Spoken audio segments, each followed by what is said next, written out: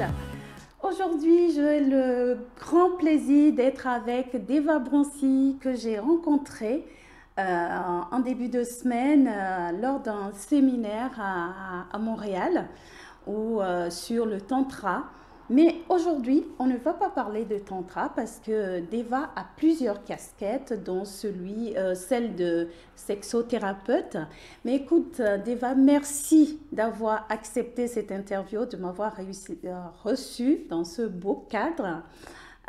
Avant d'aller dans le vif du sujet, tu veux bien nous parler un peu plus de toi, s'il te plaît? Oui, tout à fait. Donc moi, après des études de psychologie clinique, je me suis spécialisée dans la sexothérapie, dans la sexologie pendant 3 ans, ce qui me permet d'accueillir des personnes à Paris, en région, en banlieue, en tout cas pas très loin de Paris, des personnes qui ont des difficultés ou qui ont besoin de conseils dans leur sexualité ou dans la relation. Hein. C'est pas seulement la sexualité, c'est la relation, le rapport au corps, être bien dans sa peau, bien dans son genre, etc.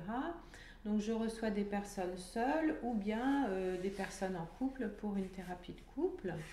Et je m'appuie dans la sexothérapie que je pratique, je m'appuie essentiellement sur une approche corporelle. C'est-à-dire surtout, je vais partir du corps, des sensations, des émotions, des ressentis, pour aller chercher les croyances et les fonctionnements psychologiques. Donc j'utilise beaucoup la gestalt, le rebirth, le rêve éveillé. Et puis j'ai tout un volet autour des fantasmes qui vient de la sexoanalyse, qui vient de Crépeau, qui est un Canadien. Ici à Montréal, il y a un très très gros département de sexologie aussi. Donc je travaille aussi sur les fantasmes. Super, écoute, comment dire, en fait, tout ce que tu viens de dire, il y a plein de choses à dire par rapport à ça. Et justement, moi, ma question, c'est, pendant qu'on est célibataire, hein, comment peut-on profiter justement de ce moment où on est célibataire pour euh, s'épanouir sexuellement? Tout à fait. C'est une bonne question parce que souvent les personnes pensent que dans une période justement entre deux relations, elles vont tirer un trait sur leur sexualité, ce qui n'est pas une bonne chose. Hein. La sexualité, c'est quelque chose qui fait partie de la vie, c'est une fonction vitale et même si je ne suis pas avec un partenaire ou une partenaire, c'est bon de l'entretenir. Alors, pendant la période de célibat, il y a deux axes, deux volets qui me semblent importants à travailler. Le premier, c'est un volet de réflexion, c'est-à-dire voir si dans mes relations précédentes, comment j'ai vécu ma sexualité, qu'est-ce qui a fonctionné, qu'est-ce qui n'a pas fonctionné, qu'est-ce que j'aime comme pratique, comment j'ai communiqué, très important, est-ce que j'ai pu dire ce que j'aimais, ce que je n'aimais pas, ce que je voulais, ce que je ne voulais pas. Si j'ai pas pu, ben c'est peut-être le moment de faire le point pour acquérir Absolument. des outils de communication qui vont me permettre, lors de la prochaine relation, de mieux communiquer parce que c'est vraiment fondamental dans la sexualité, communiquer sur ce que j'aime, sur ce que j'aime pas. Hein. Ça, c'est le premier volet réflexif. Et le deuxième volet, c'est entretenir ce climat de tension érotique qui fait qu'une personne, quand elle marche dans la rue, elle a beaucoup de charisme parce que, comme disent les Américains, elle est turn on et elle est allumée, si je puis dire. On va apprendre beaucoup avec des vaches, je le sens. Voilà, donc comment entretenir cet état allumé, si je puis dire, cet état de légère tension érotique. euh, Plusieurs possibilités. D'abord en se faisant plaisir parce que nous sommes des êtres de plaisir. Notre biologie nous a conditionnés pour avoir du plaisir. Se faire plaisir par des petites attentions, manger des bonnes choses, voir de belles choses, prendre des bains, se faire masser, s'accorder du bon temps et aussi du plaisir par le corps, bouger, danser, faire du sport et toujours vraiment rester proche de ces sensations corporelles. Hein. Ne serait-ce que marcher dans la rue, sentir le vent sur la peau et sentir que c'est bon, prendre cette habitude de sentir dans le corps. Hein. Ça, c'est le deuxième volet. Et le troisième volet, c'est entretenir la sexualité parce que c'est une fonction. Et comme toutes les fonctions, si on ne s'en sert pas, elle a tendance à s'amenuiser. Hein. Donc, entretenir sa sexualité par l'auto-érotisme. Alors, c'est un mot qui peut un petit peu faire peur au départ. C'est un mot qui peut faire peur parce que dans nos sociétés judéo-chrétiennes, on a diabolisé tout ce qui tourne autour de la sexualité. C'est tabou en fait. C'est tabou. Cependant, notre corps, c'est notre outil, c'est notre véhicule de vie et il a besoin de plaisir pour fonctionner. Il a besoin de plaisir. Hein. Donc vraiment se comprendre et se donner la permission et essayer par petites touches en trouvant les bonnes situations, les bons moments, là où je suis détendue, où je suis calme, et faire ça un petit peu comme un rituel avec un cadeau pour soi-même. Hein, se donner de l'amour à soi-même, donc trouver les bonnes conditions et allumer des bougies, mettre une petite musique et y aller progressivement. Au départ, ça peut être juste explorer, toucher et puis voir comment je me sens, est-ce que c'est bon et progresser, petit à petit progresser. Et puis même pourquoi ne pas avoir recours, maintenant c'est à la mode, pourquoi ne pas avoir recours à des petits gadgets. Hein, oui, c'est pas ça qui manque. Exactement. J'ai envie de dire, il y a déjà si je résume un peu, tu as parlé de trois axes en quelque sorte. La première, c'est le premier, c'est mener une réflexion, donc faire un peu le bilan par rapport à ce qui s'est passé pour nous dans la relation qu'on a eue. Oui. Donc voir ce qui a marché, ce qui n'a pas marché, comment on a communiqué. Et ensuite, tu as parlé de plaisir, que je trouve hyper important, cette notion de plaisir qui commence en fait par des petites choses, comme se faire un bon bain, se faire masser, aller danser. Et le troisième volet, c'est, moi j'ai envie de dire, s'autoriser pour les personnes qui ont besoin de cette autorisation. Et je pense que c'est beaucoup d'entre nous, donc s'autoriser à l'auto-érotisme. Voilà, c'est un joli mot que je préfère de loin à celui de masturbation qui sonne un peu sinistre. Exactement, et qui... vas-y, je te laisse. Et j'ajouterais aussi, puisque là, tout à l'heure, j'ai parlé de fantasme, j'ajouterais nourrir son imaginaire érotique. Hein. C'est très important.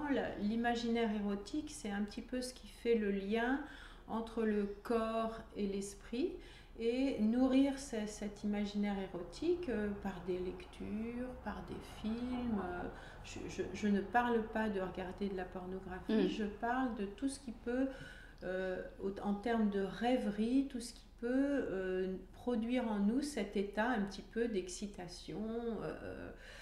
Ça peut être des films parfois romantiques. Hein. Les femmes, par exemple, sont beaucoup plus...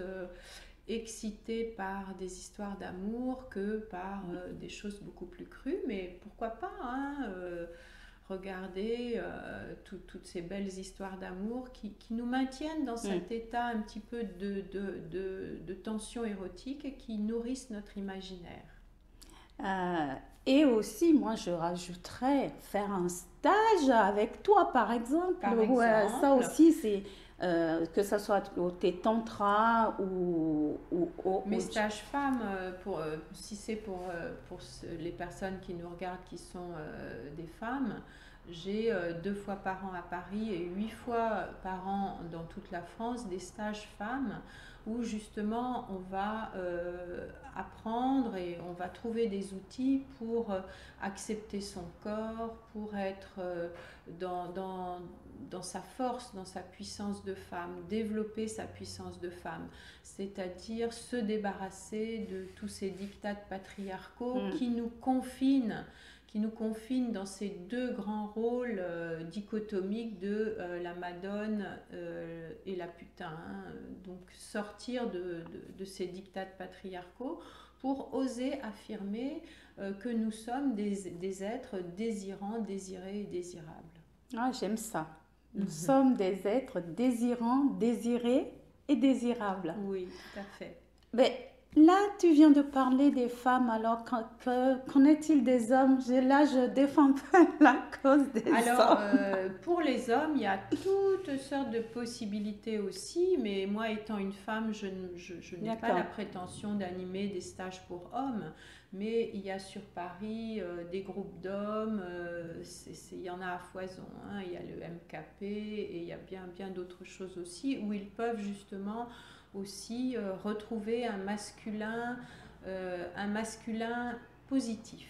Parce que c'est pas facile de nos jours pour les hommes de se situer, hein. Le modèle machiste est décrié et ils n'ont Complètement. pas d'autres modèles aussi. Et si c'est aux hommes que je m'adresse préférentiellement, je dirais que dans une période de célibat, nourrir son imaginaire érotique par autre chose que de la pornographie, hein, parce que c'est une tendance un petit peu facile pour les hommes d'utiliser la pornographie à des fins masturbatoires, mais c'est pas toujours une bonne chose. Il y a un côté addictif de la chose, avec toujours plus de choses violentes, toujours plus de choses intenses, qui risquent de les pénaliser après dans la relation, dans le concret de la relation, hein, qui n'a rien à voir avec ce qu'on trouve dans la pornographie. Donc l'auto-érotisme pour les hommes, ça va être beaucoup plus... c'est souvent plus facile pour eux, hein, il y a moins de tabous, hein, mais c'est surtout d'aller chercher dans son imaginaire personnel plutôt que dans des images sur Internet. Et d'ailleurs, en parlant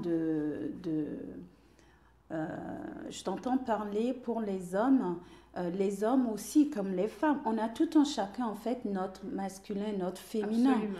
Donc je pense que c'est l'occasion justement de trouver euh, l'harmonie ou l'équilibre parce que quand on regarde aujourd'hui, moi je le dis parce que j'ai discuté avec beaucoup d'hommes, je dis beaucoup d'hommes sont enfin castrés, pas physiquement.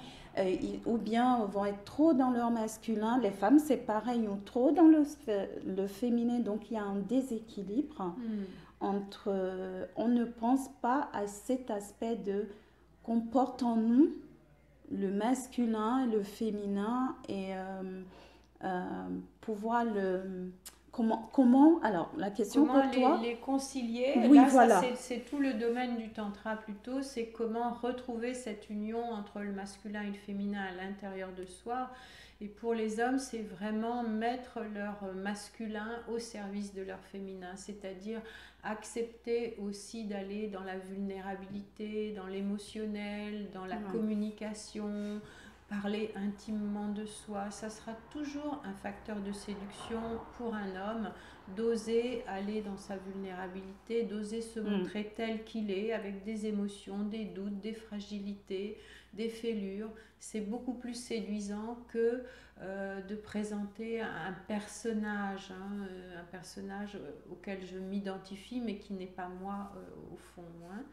Et pour les femmes, je dirais, pour les femmes, ce qui est important, c'est de ne pas copier sur le masculin tel qu'il est proposé au niveau de la société, un masculin performatif, un masculin qui est beaucoup dans la performance, dans la compétition, mais vraiment pour les femmes de se construire ou d'arriver à trouver un masculin qui soit au service du féminin, hein, parce que vraiment pour qu'une société soit équilibrée, tout ce qui est de l'ordre du masculin, de la force, de la capacité d'agir, doit être mis au service du féminin, de la protection de la vie, de mettre sa force au service d'une bonne cause, protéger, hein. Je dirais que moi j'aspire à une société où toutes les femmes pourront se promener dans la rue tranquillement, en toute sécurité, sans se sentir menacées. C'est un petit peu le rôle du masculin, c'est de laisser ce féminin à l'intérieur d'eux et à l'extérieur d'eux fleurir. Et pour les femmes, de se diriger vers un masculin moins tranchant, moins dur, de ne pas copier les modèles sociétaux actuels.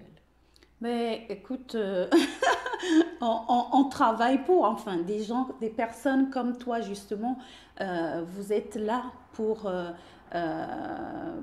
accompagner les gens Tout dans à fait. dans cette Tout à démarche. fait. Moi, je propose à Paris le jeudi soir des ateliers, j'ai des stages et aussi, bien sûr, je reçois en individuel. Donc tout ça, c'est facile à trouver si on google Deva Broncy, Broncy.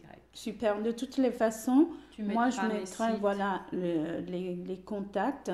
Et est-ce que tu consultes en ligne ou bien tout se fait, il faut vraiment Pour moi, être je préfère la d'accord, consultation en direct, hein. J'ai vraiment un travail vraiment d'alliance thérapeutique et le type de consultation que je donne qui est assez intense nécessite vraiment d'être en d'être présence. C'est pas du coaching, hein, c'est vraiment de la consultation. d'accord. Mais écoute, avant de clore cette interview, j'ai juste envie pour, qu'est-ce que tu dirais? Qu'est-ce que tu dirais à nos conscients euh,